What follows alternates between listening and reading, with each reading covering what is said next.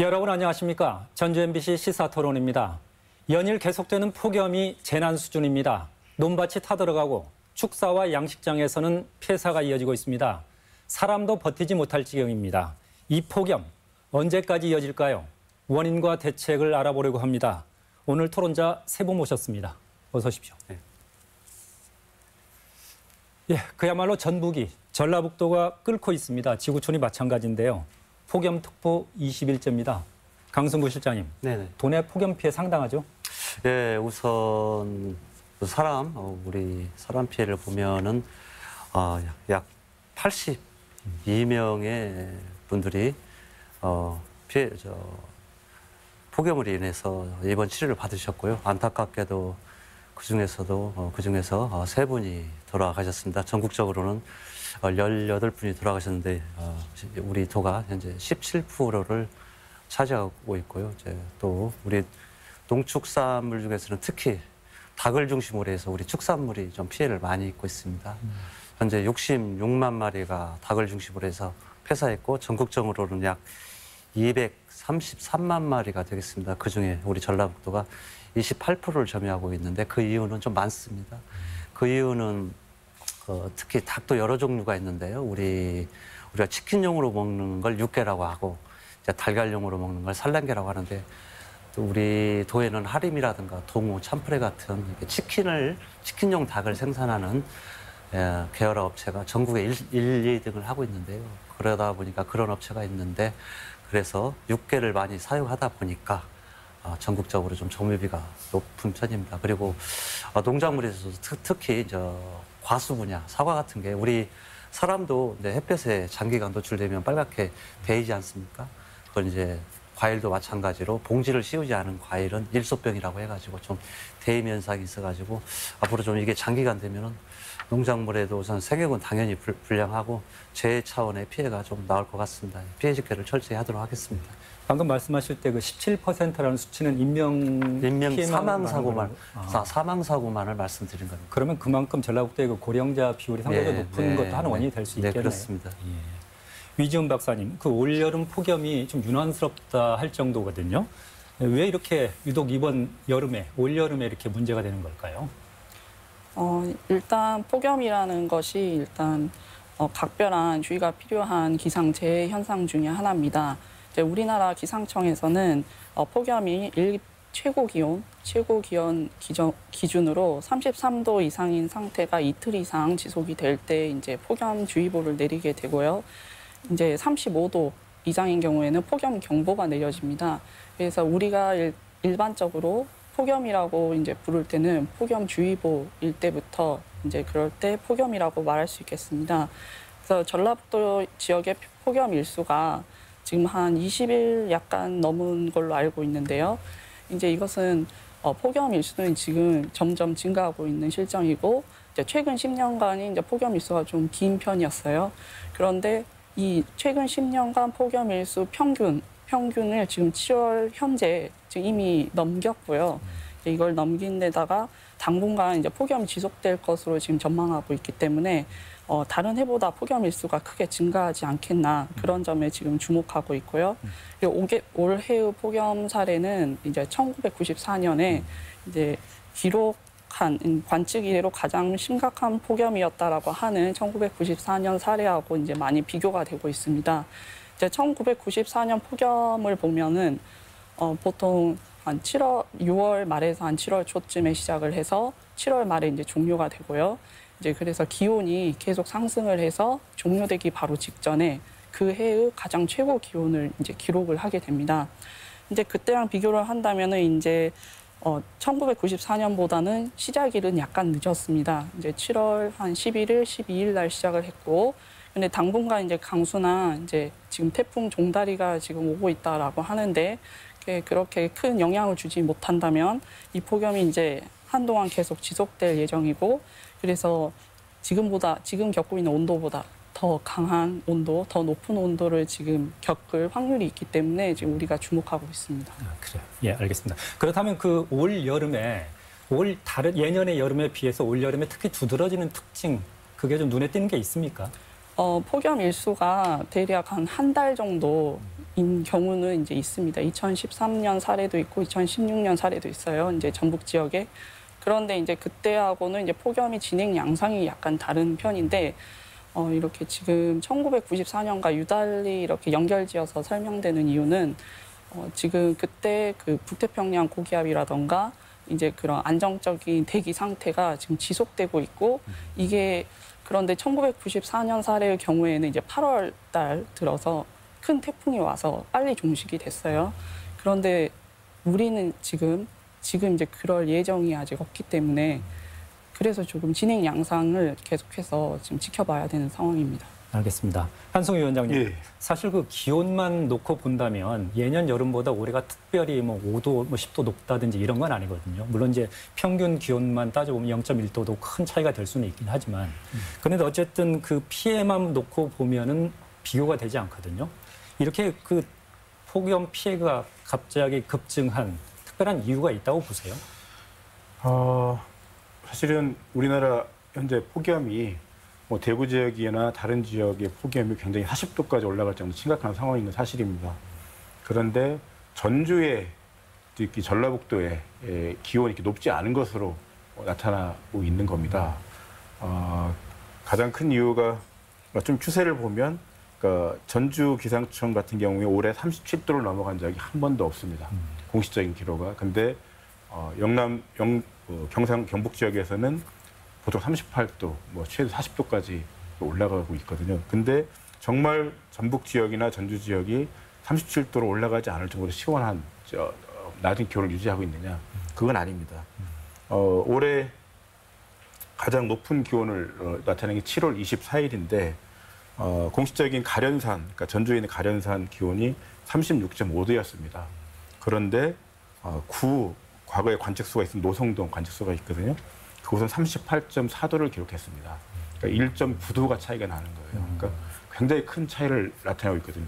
저희가 알고 있기에는 전주 기온이 굉장히 높지 않은 건데 왜 이렇게 폭염이 심하냐라고 이렇게 사람들이 얘기하는데 실제 폭염은 심한데 기상청 발표 자료가 현실을 반영하지 못하고 있는 이런 측정소 위치가 그럼 잘못됐다고도 생각할 수 있나요? 그럼요. 그러니까 현재 측정소 위치가 가련산이라고 하는 아주 높진 않지만 산 위에 녹지에 분포해 있고 아주 이취해 있고 과거의 측정소는 노성동이라고 해서 주택단지 안쪽에 아주 밀집된 곳은 아니지만 주택단지 안쪽에 있습니다. 그래서 시민들이 체감할 수 있는 폭염을 어느 정도 느낄 수 있는 위치였다고 한다면 지금의 위치는 시민들의 생활과 동떨어져 있는 뭐 이런 위치라고 보면 됩니다. 알겠습니다. 이 박사님, 그러면 지구촌이 다 마찬가지라고 제가 앞서 말씀드렸는데 올 여름 폭염 가장 큰 이유는 역시 지구 온난화가 그렇게 꼽을 수 있을까요? 네, 최근 들어서 지속적으로 그리고 급격히 지금 지구 온도가 지금 상승하고 있습니다. 그래서 많은 선행 연구들 결과를 본다면은 최근 그 지구 온난화가 더 심해지면 심해질수록 이제 더 폭염뿐만이 아니라 폭우라던가 그런 뭐 가뭄, 겨울에는 폭설이라던가 이런 것들을 지금 겪을 확률이 굉장히 높고 이전에 겪었던 것보다 더 빈번하고 더 강한 그런 극한 기상을 겪을 확률이 지금 점점 증가하고 있다라고 지금 보고되고 있고요. 그래서 지금 폭염에 대해서 지금 대비를 하기 위해서 이제 살펴볼 것 중에 하나가 이 지구 온난화를 어떻게 이제 해결할 수 있을 것인가 그런 것에 좀 초점을 맞춰서 해결책을 찾아보면은 좀 좋을 것 같습니다. 예, 알겠습니다. 일단 그런 현상하고 뭐 꼭 연관 지을 수는 없겠지만 어쨌든 전라북도의 경우 전라북도만은 아닙니다. 그 열섬 현상이라고 좀 이야기를 하지 않습니까? 여름철마다 우리 이야기를 하는데 또 그 원인 중에 하나가 또 바람길이 막혀 있다 이렇게 이야기하기도 하는데 어떻습니까? 이건 도시화가 빠르게 진행되다 보니까 여름철 같은 경우는 이렇게 폭염 피해를 더 키우는 거 아니냐, 그 정도를 더 높이는 거 아니냐는 지적도 있습니다. 예. 위원장님께서는 어떻게 보세요? 이런 지적은? 당연한 지적이라고 보고 있고요. 그러니까 전 세계적인 지구 온난화도 문제이지만 사실은 저는 더 큰 문제가 급격한 도시화, 도시 팽창이 더 큰 문제라고 보고 있습니다. 저희가 매년 도시 온도를 재는 일을 하고 있는데요. 예를 들어서 숲속에서는 온도 변화가 거의 없습니다. 하루 종일 저희가 건지산 편백나무 숲에서 온도 조사를 해본 적이 있는데 그 땅의 지열 온도가 25도에서 28도를 넘어가지 않습니다. 굉장히 시원한 온도를 보이거든요. 하지만 도시의 아스팔트 온도는 하루 종일 31도, 30도 이상을 꾸준히 유지하고 있고 60도까지 올라갑니다. 한낮에는. 그뿐만 아니라 아스팔트뿐만이 아니라 뭐 여러 가지 인공시설들, 인조 잔디 공장이라든가 아스콘이라든가 우레탄이라든가 이런 시설들은 하루 종일 열을 머금고 있고 한낮에는 굉장히 높은 온도까지 올라갑니다. 그래서 이런 주요한 인공시설들이 도시화들이 열섬을 일으키는 뭐 중요한 원인인 거고요. 이 열섬이 사실은 지구온난화 더불어서 폭염이 더해지면서 더욱더 도시는 더 뜨거워질 수밖에 없는 이런 현상이라고 보시면 됩니다. 피해에 대해서는 뭐 여러 가지 논란이 있을 수 있습니다만 폭염이 더욱더 심각해지는 건 도시열섬이 심각해지는 건 분명히 연관이 있다고 봅니다. 아무래도 이 부분은 강 시장님께서 말씀을 좀 해주셔야 할 것 같은데 그럼 지금까지 우리 도내 폭염 피해를 보면 도시화하고 연결지어서 이야기할 수 있는 대목이 좀 있을까요? 결론적으로 이야기하면 저희들이 뭐 도시가 폭염으로 인해서 피해가 크다는 통계적 유의성을 그렇게 찾아볼 수가 없었습니다. 그 첫째 이유는 우선 입원 환자 수를 보면은 폭염으로 인한 입원 환자 수가 82명인데 그 중에서 이제 전주, 군산, 익산 아무래도 도시권을 한번 저희들이 집계를 해봤더니 50분이에요. 60%를 차지하고 있습니다. 그런데 현재 정부에서 발표하고 있는 이 환자의 기준이 입원 병원 기준입니다. 저희가 봤더니. 그러니까 예를 들어서 진안군에서 쓰러지시면 진안에는 응급실이 없거든요. 그럼 우리 바로 가까운 전북대병원으로 오겠죠. 그러면은 그분 집계가 진안으로 되는 게 아니라 전주로 되겠습니다. 그래서 저희 도에서는 한번 병원이 협조를 해줘야 됩니다. 이거 왜냐하면은 환자 개인 정보하고도 문제가 되어가지고 저희들이 만약 그런 것이 협조가 된다면은 한번 어디에서 쓰러지셨는지 원천적으로 그것이 분석이 되어야 과연 도시분이 많이 쓰러지는지 농촌분이 많이 쓰러지는지 그걸 한번 분석을 해보겠고요. 근데 현재 사망자 수만 가지고 본다면 아무래도 제일 큰 피해는 사망자 아니겠습니까? 사망자 수가 현재 우리 도는 3명인데 전부 농촌분입니다. 먼저 남원 주천면, 그다음에 두 번째로 완주 운주면, 그다음에 김제 청하면인데요. 크게 보면은 이분들의 공통점이 전부 77세 이상의 고령입니다. 그래서 그 원인은 농촌은 아무래도 이 한낮 12시에서 5시까지는 가급적 외출을 하지 말으셔야 되는데 이분들이 소위 이제 텃밭이라든가 그런데 반일을 나가신다거나 아니면은 약간의 뭐 치매 증상이라든가 그런 게 있어서 배회하신다거나 그런데 도시에서는 문제는 유동 인구가 많기 때문에 그런 분이 계시면은 빨리 뭐 응급조치를 한다거나 모시거든요. 저분이 저렇게 돌아다니시면 안 되는데 하는데 농촌에서는 아무래도 거의 사람이 없다 보니까 우리 고령의 어르신들이 혼자서 돌아다니시더라도 그런 것을 갖다가 케어할 수 있는 시스템이 아직은 우리가 좀 부족하지 않나 생각을 합니다. 그래서 농촌이 아무래도 치명적인 그런 피해를 더 입고 있는 실정입니다. 결국 그 폭염이라는 그 현상과 그리고 그로 인한 어떤 피해는 다르게 나타날 수 있다. 그것은 삶의 방식이라든지 지역적인 특성 같은 것이 반영될 수 있기 때문에 그런데요. 유 박사님, 그 한낮 기온이 미국 플로리다 같은 경우는 50도를 넘는다는 그 보고도 있고요. 뭐 가깝게는 우리나라 동해안 쪽도 보면 이미 40도를 넘어가는 상황이거든요. 그 한반도가 이렇게 들끓고 있다. 이렇게 아까 제가 앞서 말씀드렸었는데 이 한반도 폭염 원인을 그냥 알기 쉽게 좀 이야기해 주시면 어떻게 정리해서 말씀할 수 있을까요? 3가지 정도로 이제 원인을 들 수가 있겠는데요. 지금 이제 이 원인들 중에는 이제 먼저 북태평양 고기압이 현재 지금 일본 앞바다에 있는데 이게 이제 한반도 지역으로 지금 확장되어 있는 상태이고 그래서 이제 대기 하층으로 지금 덥고 습한 바람이 지금 지속적으로 불어오고 있는 상태이고요. 이제 그리고 그 대륙이 굉장히 뜨거워요. 유라시아 대륙이 굉장히 가열이 돼가지고 티벳 고기압이 이제 대기 상층에 지금 형성이 됐는데 그것 역시 이제 한반도 지역으로 확장이 됐어요. 그래서 이제 한반도 지역에 굉장히 이런 고기압들의 영향으로 인해서 더운 공기가 갇혀 있는 그런 어떤 열돔을 만들었다 그렇게 이제 알려져 있고요. 그리고 이게 지금 한반도 지역뿐만 아니라 북반구 중위도 지역 중위도 지역에 이런 고기압들이 지금 정체되어 있는 상황입니다. 이렇게 정체되어 있으니까 극지역에 있는 이제 차가운 공기가 이제 남하하지 못하는 그런 특징이 있고요. 그래서 이렇게 고기압이 오랜 기간 동안 정체를 하게 되면 이제 대기가 굉장히 안정되게 되면서 맑은 날씨가 이어지게 됩니다. 구름이 이제 적고 맑은 날씨가 이어지게 되면은 태양 복사가, 그러니까 태양빛이, 강한 태양빛이 그대로 지표까지 도달을 할 수가 있어요. 네, 그래서 그것이 이제 이런 날씨가 이어지면서 계속해서 가열되고 있기 때문에 폭염이 점점 심해지고 있는. 그럼 원래 모습입니다. 한반도 주변에 찬 성질의 기단이라면 공기라면 오츠키의 기단이라고 저는 배웠던 기억이 나거든요. 네. 그게 이쪽으로 밑으로 확장을 하지 못하고 네. 밀려나 있다는 거죠. 네. 그게 좀 안정적으로 갇혀 있다 보니까 쉽게 말하면 이렇게 이야기할 수 있을까요? 거대한 찜질방을 형성하고 있고 한반도가 그 안에 들어가 있다 이런 현상. 네. 그 방금 네. 열돔이라고 말씀하셨잖아요. 네. 예.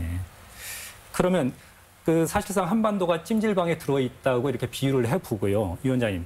이게 폭염의 체감 지수를 높이는데 더 큰 역할을 좀 하고 있다고 볼 수 있는 거죠.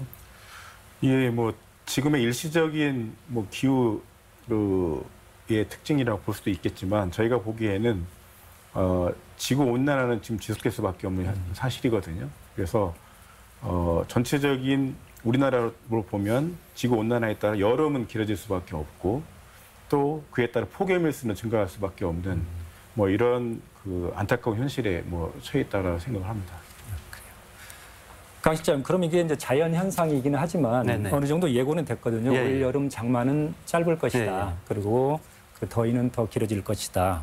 그렇다 하더라도 방금 그 자연 현상이기 때문에 아무래도 그 대책 마련을 하는데 어느 정도 일정 부분 한계가 있을 것 같아요. 네, 어쨌든 최근 트렌드가 우리 지금 지구 온난화 때문에 극값이 높아지고 있거든요.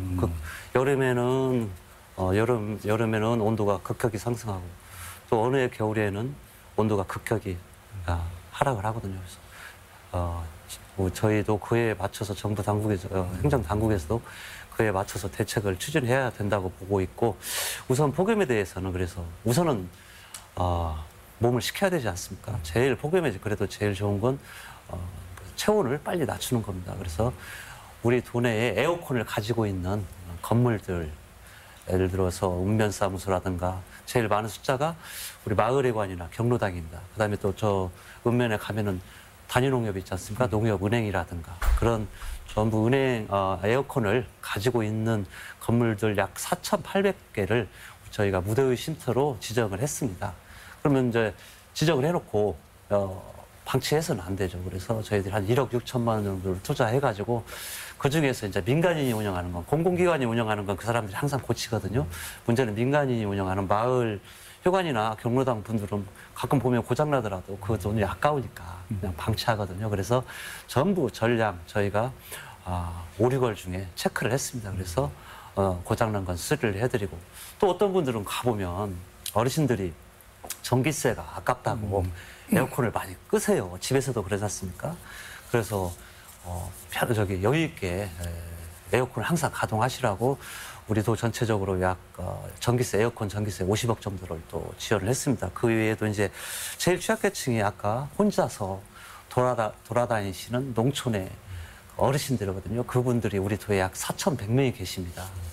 그래서 저희들이 방문 간호사라든가 그런 제도가 있어요. 그런 분들이 평상시 업무를 하다가 이런 분들을 좀 유심히 살펴보라고 약 만 명을 이런 안전 도우미로 지정을 해가지고요. 전화도 하시고 방문도 해서 제대로 안전하게 계시는가 체크를 하는 제도를 하고 있습니다. 이외에도 좀 도시민들의 불편을 좀 덜어주기 위해서 요즘 전주 시내 가면 그늘막을 좀 보실 수 있잖아요. 횡단보에 그늘막이라든가 그다음에 얼음, 우리 한옥마을에 이제 얼음 비치되어 있는데요. 그런 얼음이라든가 그다음에 이제 물 뿌려주는 살수 차량 그런 것을 좀 지원하고 있고요.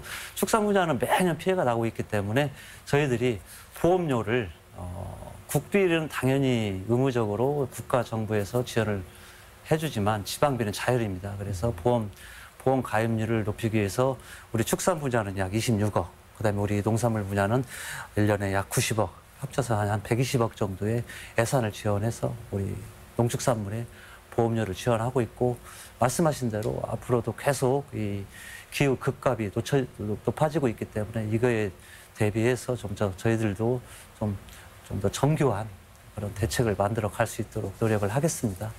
아무래도 폭염이 길어지다 보니까 그 대책도 정말 이런 방법이 있을 수 있겠구나 하는 정도의 여러 가지 묘안들이 쏟아지고 있다는 저는 그런 생각이 들던데 혹시 위원장님께서 지금 자치단체 차원에서 만들어지는 여러 가지 폭염 대책들 중에서 이건 정말 괜찮다 내지는 또 다른 혹시 제안하고 싶은 어떤 대책들이 좀 있을까요? 제안하고 싶은 대책인데요. 어쨌든 지금의 방금 말씀해주신 대책들은 사실은 특정한 폭염기에 단기적으로 피해갈 수 있는 단기 대책이라고 보거든요. 사실은 근본적인 원인을 좀 제거를 해서 폭염을 피해를 최소화하려고 하는 노력이 좀 필요하다고 생각합니다. 물론 전체적인 지구 온난화를 저감하기 위한 이런 노력도 필요하겠습니다만 예를 들어서 축산 같은 경우에는 저희가 보기에는 축산 사육 방식에 큰 문제가 있다라고 판단이 됩니다. 밀식해서 사육하고 밀폐된 공간에서 사육을 하고 있거든요. 마치 비닐하우스 안에 닭을 키우고 있는 이런 모양새나 마찬가지이기 때문에 이런 것에서 닭의 생태와 전혀 맞지 않는 방식으로 축산을 하면 특히 열에 취약한 닭은 여름에 대규모로 폐사할 수밖에 없는 이런 이건 불가피한 현상이고요. 또 하나는 여름뿐만 아니라 겨울에도 큰 문제거든요. 겨울에도 조류감이라서 AI 내지는 구제역 이런 것들이 있는데 다 모든 문제가 축산 방식의 문제가 있는 거거든요. 예를 들어서 구제역이나 AI가 왔을 때 동물 복제를 한 내지는 유기농으로 이렇게 키우는 유기축산 이런 지역들은 거의 폐사하지 않습니다. 그러니까 자연 방식으로 키우면은 크게 피해가 없다라고 하는 거거든요. 폭염도 마찬가지라고 생각을 합니다. 그래서 좀 더 동물들의 생태를 고려한 축산 방식을 실시해야 된다. 그게 단순히 정부나 지자체에서 가이드라인을 제시하는 정도가 아니라 규제할 수 있는 방식들을 만들어야 된다라고 하는 게 제 주장입니다. 결과적으로 자연 현상이 우리 삶의 방식을 바꿀 수도 있다. 또 어떻게 보면 거기에 이렇게 부응해야 할 필요도 있다. 이런 지적으로도 들리는데요. 그 박사님께서는 어떻습니까? 혹시 해외 사례 중에서 이건 우리가 도입해서 적용할 만하겠다. 그런 대책들 혹시 생각나는 게 있습니까? 최근 이제 폭염 피해가 굉장히 심한 일본은 지금 하루가 다르게 정책을 쏟아내고 있는 상황인데요.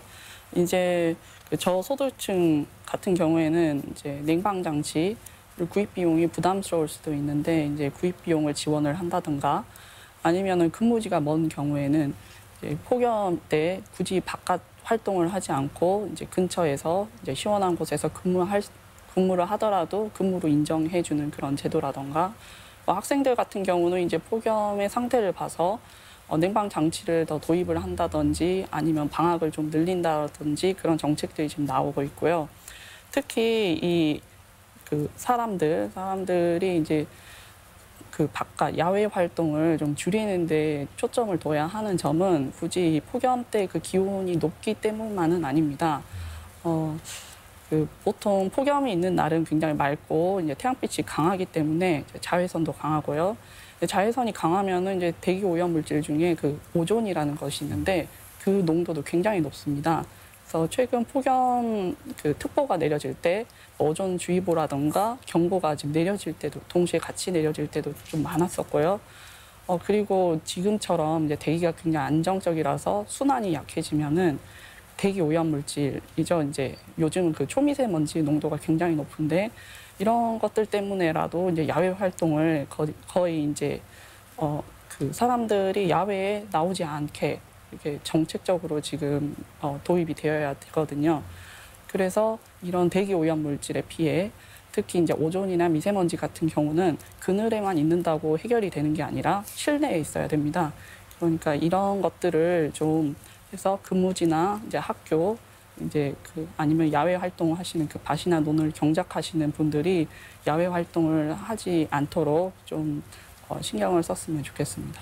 이 폭염, 요게 우리 삶의 방식을 떠나서 우리 사회 전반에 요구하는 새로운 어떤 기준들이 만들어져야 할 것 같긴 한데 좀 다행인지는 모르겠습니다. 이제 방금 말씀하셨을 때는 자연재해는 약간 책임성의 문제 그런 쪽에서 지적을 하시는 것 같은데 그래도 저도 폭염이 태풍이나 예를 들어서 한파, 폭우 같은 자연재해하고 뭐가 다를까? 결국 같다면 같은 선에서 대책이 마련돼야 되는 게 맞다고 생각을 했는데 뭐 뒤늦었는지는 모르지만 지금 이런 부분들에 대한 논의가 시작된 것으로 알고 있거든요. 시장님 어떻습니까? 네, 우선 저희 도 입장은 폭염도 당연히 자연 재난에 포함이 돼야 된다고 생각을 합니다. 우선 재난과 관련해서 법이 크게 두 가지가 있는데요.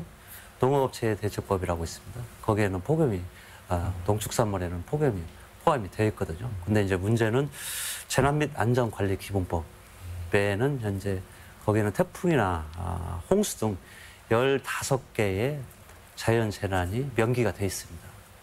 하물며 우리가 하늘에서 떨어지는 유성 있지 않습니까? 그 충돌도 자연현상으로 봐가지고 그것도 들어가 있는데 폭염이 안 들어가 있다. 그런 건 아마 국민분들이 아무래도 좀 납득하시기가 힘들겠죠. 그리고 중요한 건 그 하단부에 법에는 항상 예외 규정을 하단부에 두는데 이런 말이 있습니다. 제가 그대로 한번 읽어보겠습니다. 그 밖에 이에 준하는 자연현상으로 인하여 발생하는 재해. 그래서 저희 도는 이걸 근거로 해서 그 밖에 이에 준하는 자연현상이 폭염입니다. 그래서 중앙정부 해석하고는 상관없이 재난으로 저희들은 취급을 하고 저희들이 가지고 있는 재난 기금이라는 게 있습니다. 그런 걸 긴급히 사용을 해가지고 여러 가지 대책을 추진하고 있습니다. 좀 적극적인 행정을 하고 계신다는데 그래도 네. 예를 들어서 거기에 폭염이라는 것을 명기해서 네. 국가적인 대책으로 추진을 하게 되면 지금 당장 우리가 기대할 수 있는 효과 그런 건 어떤 것이 있을까요? 사실 제일 민감한 문제가 예산이라는데 이제 무슨 이렇게 되면 우리가 예방에 대한 예산도 지원이 강화가 되겠지만 문제는 보상 문제가 따릅니다. 보상 문제가. 그런데 이제 농작물 피해, 농축산물 피해는 그 농축산물은 수동적이거든요. 그 사람들이 가만히 있다가 대책 없이 이렇게 고사하거나 죽는 건데 문제는 사람에 대한 보상 문제가 제가 볼 때는 그게 굉장히 민감할 것 같아요. 저희들이 계도를 했는데도 불구하고 예를 들어서 이제 그 궤도에 따르지 않고 어떤 행동을 했을 때 과연 그것에 대해서는 어떤 수준의 보상이 이루어져야 되느냐 그것은 한번 깊게 고민해야 될 문제가 아닌가 그렇게 생각을 하고 있습니다. 알겠습니다. 제가 보기에는 어쨌든 자연재해로 포함시키는 건 좋은데 그러려면 그만한 아까 보상 문제도 따르기 때문에 책임감을 부여야 된다고 생각을 하고요. 예를 들어서 축사에서 가축이 대규모로 폐사를 하는데 비닐하우스처럼 온실에 가둬놓고 축산을 하다가 폐사하는 것을 과연 자연재해라고 할 것이냐. 굉장히 축산 농가나 인간의 책임이 큰 거거든요. 또한 농촌에서 한낮에 그 뜨거운 온도에 밖에서 나가면 일사병이라든가 당연히 그 폭염 피해가 예상이 되는데 당연히 그 시간에는 일을 하지 않도록 하는 게 맞거든요. 그래서 이러한 나름대로의 어떤 조치 내지 이런 가이드라는 이런 것들이 권장사항이 돼서는 안 되는 거고 그만한 보상을 해주려면 그 보상을 받을 수 있게 책임 있는 조치를 취하도록 먼저 한 다음에 그래도 피해가 발생하면 그분들에게 보상을 해줘야 되는 게 맞다라고 생각하기 때문에 시설 개선이라든가 이런 부분에 대해서는 강력하게 할 필요가 있다. 그리고 그럼에도 불구하고 피해가 발생하면 보상을 해줘야 된다고 생각합니다. 어쨌든 이번 폭염이 우리 사회 전라북도 자치단체에만 부여하는 어떤 과제 내지는 그런 거라고 이해를 하고 앞으로 이 논의는 조금 더 확장해서 진행할 필요가 있다고 생각이 되고요. 박사님, 그러면 이제 지금 이런 상황이 이렇다는 건 누구나 다 공감하고 있는 부분이니까 이번 폭염 얼마나 오래 지속될까요? 물론 우리가 예측이라는 측면에서 이건 꼭 틀릴 수도 있고요. 한동안 이런 안정적인 구조가 이제 그 변수로 이제 작용하는 것이 태풍인데요. 그런데 태풍이 발생하기 직전까지는 이제 발생할지 그 경로는 어떻게 될지 발생했다라고 해서 그것이 우리나라 쪽으로 와줄지 그런 미지수가 조금 있고요.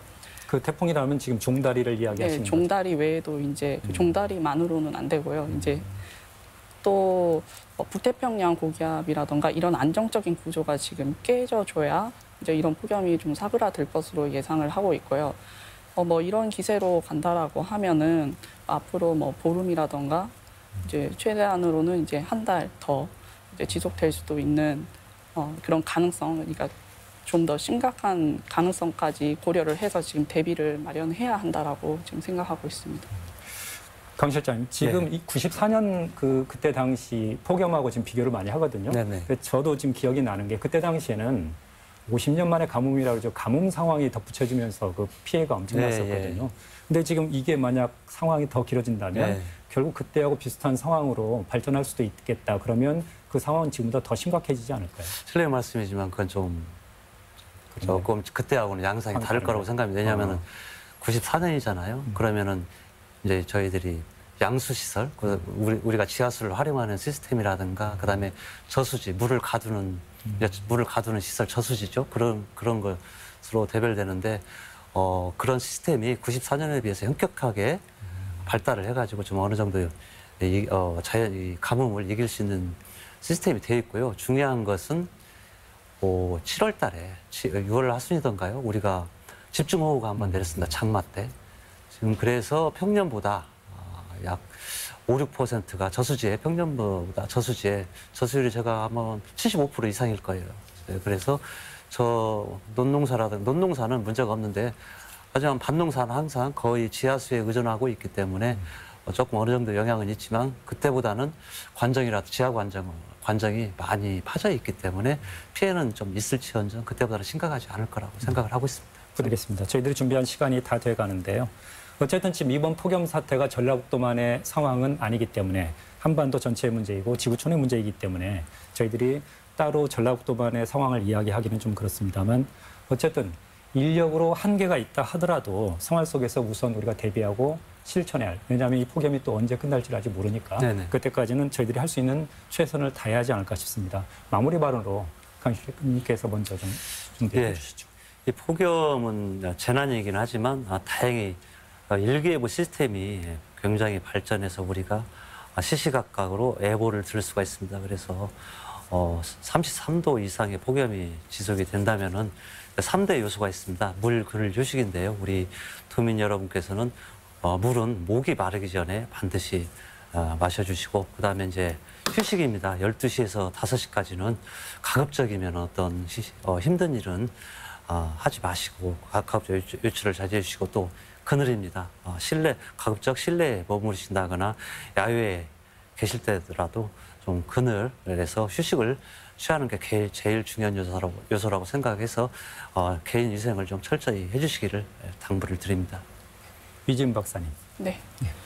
폭염 대책 중에 이제 이 지구 온난화를 얼마나 완화시킬 것인가에 대해서 이제 생각해 볼 필요가 있습니다. 그래서 지금 당장 그 온실기체죠. 이제 온실기체 중에 이제 이산화탄소라는 것이 있는데, 이제 이런 이산화탄소 저감 정책 역시 필요하고요. 근데 이산화탄소가 이제 체류 시간이 굉장히 깁니다. 굉장히 길기 때문에 지금 당장 배출을 줄인다고 해서 갑자기 효과를 또 급격하게 볼 수 있는 그런 상황은 아니고요. 그래서 이제 최근 많은 나라들에서는 이제 온실기체이자 체류 시간이 좀 짧은 물질들, 그런 물질들을 지금 연구하고 있고요. 그런 물질들을 이제 감소시키는 그런 노력을 하고 있습니다. 이제 이런 물질에는 뭐 오존이나 뭐 우리가 말하는 검댕이라고 하죠. 그을음, 메테인 이런 것들이 있는데요. 이제 이것을 이제 학계에서는 단기 체류 기후 변화 유발 물질이라고 부릅니다. 그래서 이제 폭염이 이제 해제가 되는 그 시점에라도 이제 다음번 폭염, 그리고 다른번 극한 기상을 대비하기 위해서 이런 온실기체를 줄이는 방법, 그리고 특히 체류 시간이 짧은 이런 물질을 제거하는 것에 좀 노력을 해야 될 것 같습니다. 한승우 위원장님. 예, 뭐 폭염이 이제 재난 수준이라고 하는 부분에 대해서는 국민 모두가 동의하는 것 같고요. 단기적인 대책과 피난 대책도 반드시 필요한 부분이 있습니다. 하지만 폭염을 이번 폭염을 기회로 해서 또 금방 잊어버릴 게 아니라요. 사실은 인간 생활 전반에 대한 경제 활동 전반에 대한 재검 좀 필요하다. 그리고 지속 가능한 삶을 위해서 우리가 어떻게 삶을 바꿔낼 것인지에 대한 고민이 필요하다라고 생각이 들고요. 국민적인 실천이 이제 필요한 때가 아닌가라는 생각이 듭니다. 네, 최근의 폭염은 단순히 기온의 문제가 아니라는 생각입니다. 우리 삶의 문제이면서 생태계 전반의 관심사일 수밖에 없는데요. 인력으로 한계가 있다지만 어떻게든 버티라는 책임보다는 특히 극복의 지혜를 모으고 나눠야 할 때다 싶습니다. 오늘 순서 여기까지입니다. 시청해주신 시청자 여러분, 그리고 함께한 토론자 여러분 고맙습니다.